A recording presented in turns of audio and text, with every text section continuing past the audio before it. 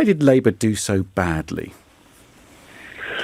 Well, I mean, it's a combination of two things. One, indeed, is that it was suffering as a result of Brexit and its approach to Brexit. And secondly, it was suffering because people did not think it was capable of delivering and governing effectively, including, not least, Jeremy Corbyn.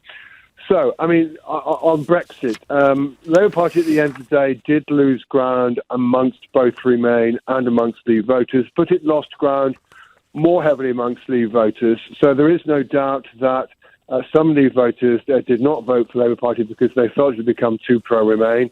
But equally, however, it wasn't doing well enough amongst Remain voters to have squashed entirely the challenge that came from the Liberal Democrats.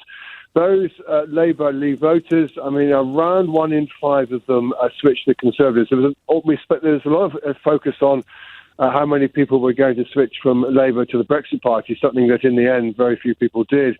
But people were tending to ignore the fact that it was clear from the polls from the beginning of the campaign is that there was a significant loss of Labour votes to the Conservatives, and that basically did not diminish. What Labour achieved during the campaign was to reduce the number of Remain voters that switched to the Liberal Democrats, but it did not win back the voters that were losing to Conservatives. So Brexit is part of the story, and the fact that at the end of the day, its somewhat ambiguous position did not sufficiently satisfy either side on the debate. But the second thing is that, the difficulty Labour also faced is that, for example, even on the health service, when people were being asked, who do you think can best better run the health service, Boris Johnson and Matt Hancock, or Jeremy Corbyn and Jonathan Ashworth, Delta poll were finding people saying more people were reckoning Johnson and Hancock would. And more broadly, all the questions on competence, as well as, of course, people's perceptions of Jeremy Corbyn, were ones that were relatively negative. So Boris Johnson's appeal was limited. It was limited to Leave voters, but amongst Leave voters it was very strong. Amongst Remain voters, however, Jeremy Corbyn was still struggling, relatively speaking. So in the end, it's difficult to avoid the conclusion it's not both these things. The one thing it probably wasn't was Labour's policy stance. Labour's policy stance does indeed seem to have been broadly popular. The problem was not the ideas, the problem was the perceived capability of those who were promoting those ideas to actually deliver them. Did people feel that they had heard enough about the manifesto and the content of the policy offering that Labour were putting out there? Do people feel like they had a fair crack of the whip?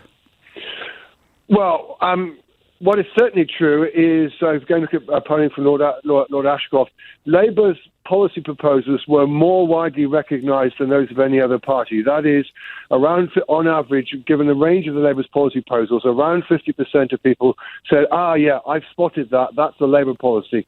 People found it more difficult to spot the Conservative ones, and they definitely found it much more difficult to spot the Liberal Democrat ones. So people were certainly aware of policies, but I think Here I'm moving from numbers to my judgment. I mean, yes. The problem I think Labour had is they had an awful lot of policies, but they didn't have a narrative to say what they were about. In the end, there wasn't a consistent strap line that explained to people what kind of country these policies were going to achieve. And we certainly know that the only slogan in the campaign that got through was "Get Brexit Done."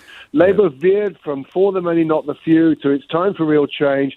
And then occasionally they were talking about your side. But none of this was A, used consistently, and B, in a way that conveyed to people what was the party trying to achieve, as opposed to a very long list of detailed policies that in the end voters don't spend that much time focusing on. And lastly, Sir John, was it Corbyn on the doorstep, the name, the man, the image, that was a bigger problem than Brexit or not? Can we just sort of clear that up? I don't think you can distinguish between the two. I mean, at the end of the day, for many voters on the Labour Leave side, the point about Corbyn, the man who was a metropolitan Liberal, was of a piece with a party that was seen to be too pro-Remain from their point of view, even though, of course, he was trying desperately to remain neutral on the subject.